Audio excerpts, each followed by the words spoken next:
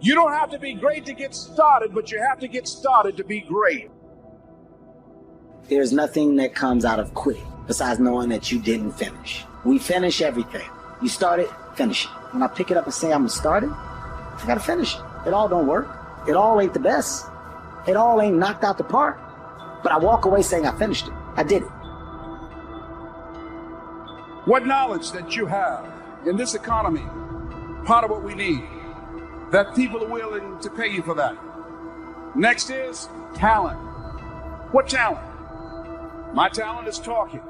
To me, my definition of success is doing what you love to do and find somebody to pay you to do it. So I find people to pay me to talk. I make more in 1 hour than 90% of the American public earn working for a whole year doing what I love to do. That I've developed my talent. You want to master your talent. Find out what it is that you love to do. I love to talk.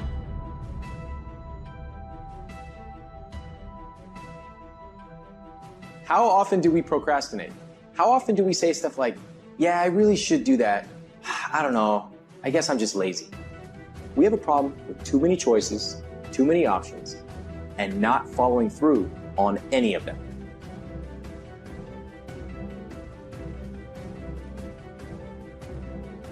So what do you love to do?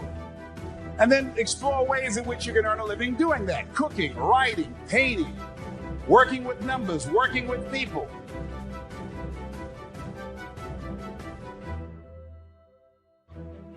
The other thing is, not only must you have knowledge, talent, some skill, but the other thing that's important, faith to act on whatever your dream is. So the faith to act on those dreams, those desires. Here's scripture that I like very much. Proverbs 16 chapter, 3rd verse. Commit thy works unto the Lord, and thy thoughts shall be established. Commit means to carry into action deliberately. Commit means to make it happen no matter what. See, when you make a commitment, I'm going to become wealthy. When you make it important, when you decide I'm going to do it no matter what, life changes for you. See, most people don't keep their commitments to their commitments. That's why they lead lives of poverty, lives of misery, lives of unhappiness.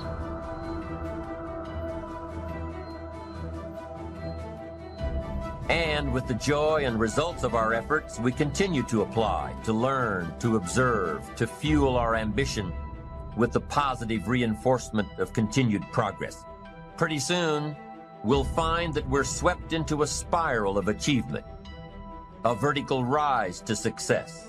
But for this whole process to work for us, we must first master the art of discipline, self-discipline, consistent self-discipline. What's at the core of achieving the good life? The major key to the good life. The major key is not in learning how to set goals. It is not in learning how to better manage your time. It is not in mastering the attributes of leadership. Every day in 1,000 different ways, we are trying to improve ourselves by learning how to do things. We spend a lifetime gathering knowledge in classrooms, in textbooks, in experiences. Now, if knowledge is power, if knowledge is the forerunner to success, then why do we fall short of our objectives? Why, in spite of all our knowledge and in spite of our collective experiences, do we find ourselves aimlessly wandering, settling for a life of existence rather than a life of substance? While there may be many answers to this question, the fundamental answer is the absence of discipline. Applying all that we know. That's the key word, discipline, self-discipline. We might add one more word here, consistent. Consistent self-discipline. Better than knowledge is applied knowledge. And once we've applied our knowledge, we must study the results of that process. Apply our knowledge, study the results. Refine our approach. Finally, by trying and observing and refining and trying again, our knowledge will inevitably produce worthy results, admirable results. Life is not fair, and that is the reality. disease and accidents don't care if their victim is a good person. They have no reason, no justification, and no mercy. And you cannot stop it. So, what do you do? Life's not easy. It is not. Don't try to make it that way. Life's not fair. It never was. It isn't now, and it won't ever be. People always ask me like there's some magical response. How did you go from just coming from Liberty City, selected one of the top 5 speakers in the world? I was willing to work. Most people aren't willing to do that because I was moving. I want you to write this down. Keep it moving. One of the things that you don't want to do is become comfortable with where you are when you know in your heart of hearts you can have more and you can do more, and there's a life for you beyond survival. And I just felt that I can do more. Keep going because there's people that don't want to see you succeed. Keep going because you want to prove those people wrong. You want to knock the naysayers down. You want to make them your footstool. I'm telling you to keep going when you face opposition. I'm telling you to keep going when you face adversity.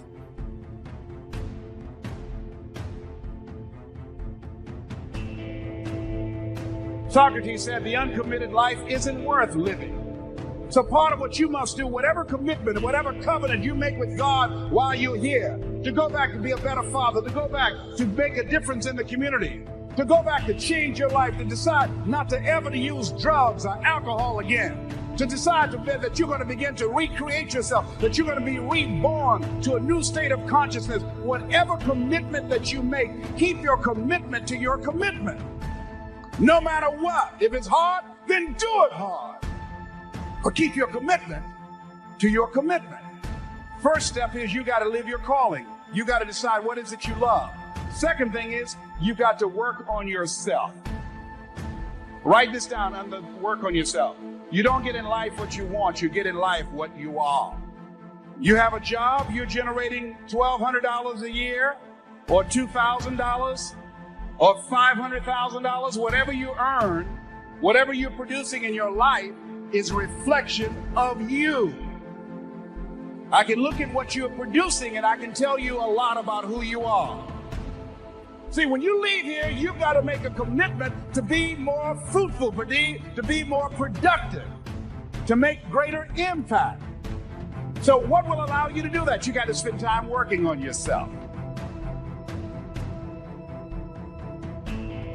You have to make that decision for yourself. You have to decide, I'm going to pursue that path, which is going to be really, really hard and difficult and take many, many years and be a great sacrifice, or am I going to pursue being a great employee? Now, if you want to be a great employee, you've got to remember something. You're hired to help someone else achieve their goals, which is cool. There's nothing wrong with it. But if you don't understand that, you are not going to be a good employee. So you have a boss and they say, here's our goal for the quarter. You're going to help me get there. You work like hell to make sure that they achieve that goal. You're part of that team. That's very important. And then you keep moving up the ladder. And the great thing about that is if you're a good employee, you can also do very well. It's not the same as being an entrepreneur. You're never going to probably make as much money as you could have had you started the company, is my point. But you'll get the Saturdays off, the Sundays hang out, go to the soccer games with the kids, have a more balanced life. There is no balance in entrepreneurship.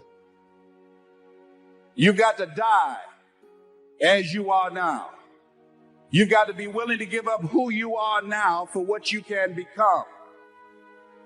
Certain things will no longer fit into your life. There's no place for it. In order to do something you've never done, you've got to be someone you've never been. So you've got to spend serious time reading, writing your goals down, reading scripture, anchoring yourself spiritually to handle the storms of life, because they're going to come. So every day you have to sell yourself and get out of your mind those old thoughts, that old belief system. Every day you've got to sell yourself on that it's possible. But you got to put a new mind in you. You got to get out of your mind. You got to begin to restructure your thinking. Every day, you got to begin to recondition your mind. See, let me share something with you. The easiest thing I've ever done was to earn $1 million. The most difficult thing I've ever done was to believe it could happen to me. That was the most difficult part.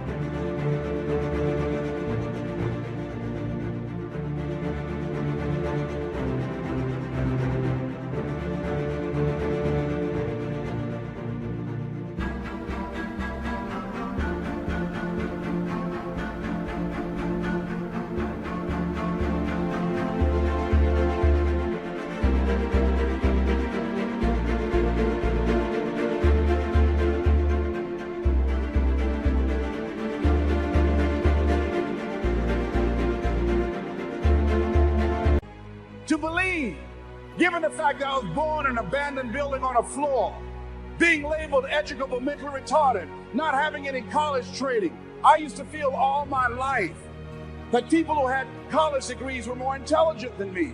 I remember going to see the late Dr. Norman Vincent Peale, the author of the book, The Power of Positive Thinking, and I used to look at him up on stage and I said, I could do that.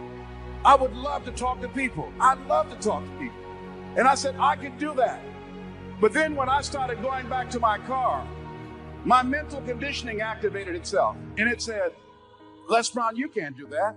You don't have a college education. Les Brown, you can't do that. You don't have the training. You've never worked for a major corporation. You can't do that. What makes you think you can earn $5, $10, $15, $20,000 in an hour? You don't earn that now working for 2 or 3 months. What makes you think that you can speak for AT&T, Procter & Gamble, McDonald's Corporation, General Electric? These are clients I have now. You've never even worked for them. How many of you ever thought about something you wanted to do and you talk yourself out of it? Raise your hand if you know what I'm talking about. That inner conversation is what's going to haunt you. After standing here and saying, I can do all things through Christ who strengthens me. After saying that again and again, we are more than conquerors. That inner conversation will cause you, when you leave here, to go back leading a life of mediocrity, leading a life of unproductivity, leading a life of poverty. See, we live in a world where we believe that bad things are supposed to happen to us. I remember at a point in my life, Bishop, when things are going good for me, and I said, this is too good to be true. Something is bound to happen. Guess what? It did. Watch your words. Watch what you say about yourself, about your affairs. Be conscious of that on a daily basis. Why? Because your words are powerful. In the beginning was the word. Life and death is in the tongue. Watch what you say. Never say I'm broke. Say I'm overcoming a cash flow problem. It takes consistent self-discipline to master the art of setting goals, to master the art of time management, to master the art of leadership, to master the art of parenting and relationships. If we don't make consistent self-discipline part of our daily lives, the results we seek will be sporadic and elusive. It takes a consistent effort to truly manage our valuable time, or we'll be consistently frustrated. It takes discipline to conquer the nagging voices in our minds, the fear of failure, the fear of success, the fear of poverty, the fear of a broken heart. It takes discipline to keep trying when that nagging voice within us brings up the possibility of failure. It takes discipline to admit our errors and recognize our limitations. The voice of the human ego speaks to all of us. Sometimes the voice of ego says that we should magnify our value beyond our results. It leads us to exaggerate, to not be totally honest. It takes discipline to be totally honest, both with ourselves and with others. Be certain of one thing: every exaggeration of the truth, once detected by others, destroys our credibility and makes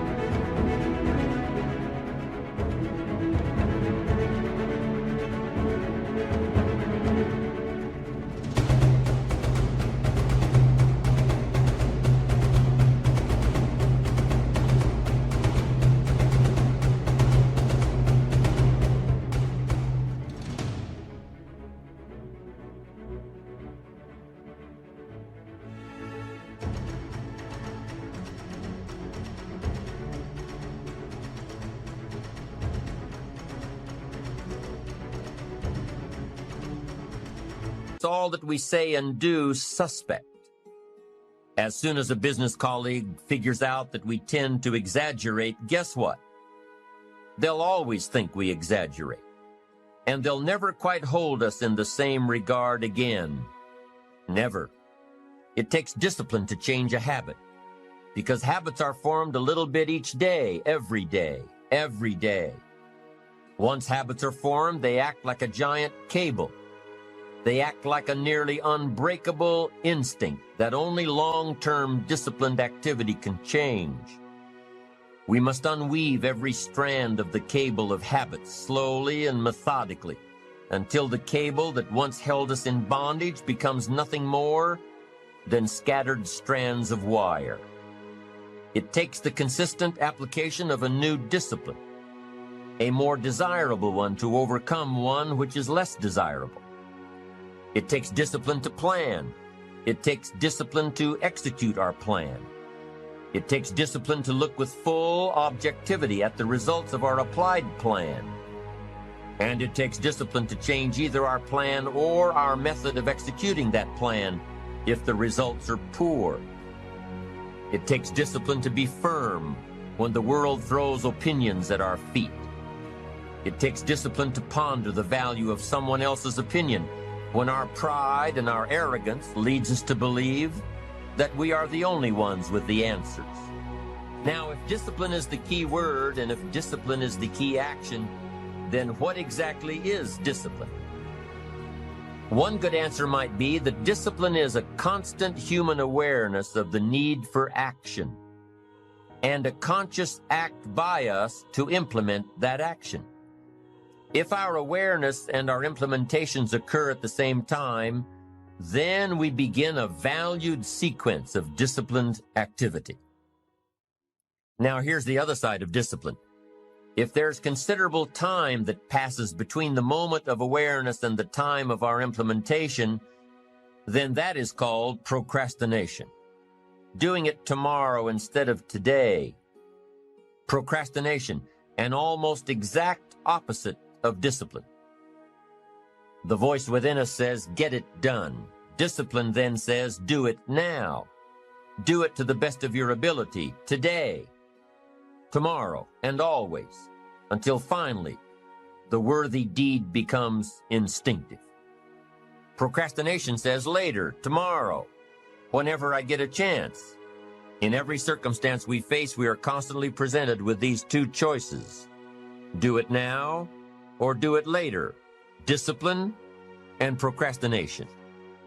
A choice between a disciplined existence bearing the fruit of achievement and contentment, or procrastination, the easy life for which the future will bear no fruit, only the bare branches of mediocrity.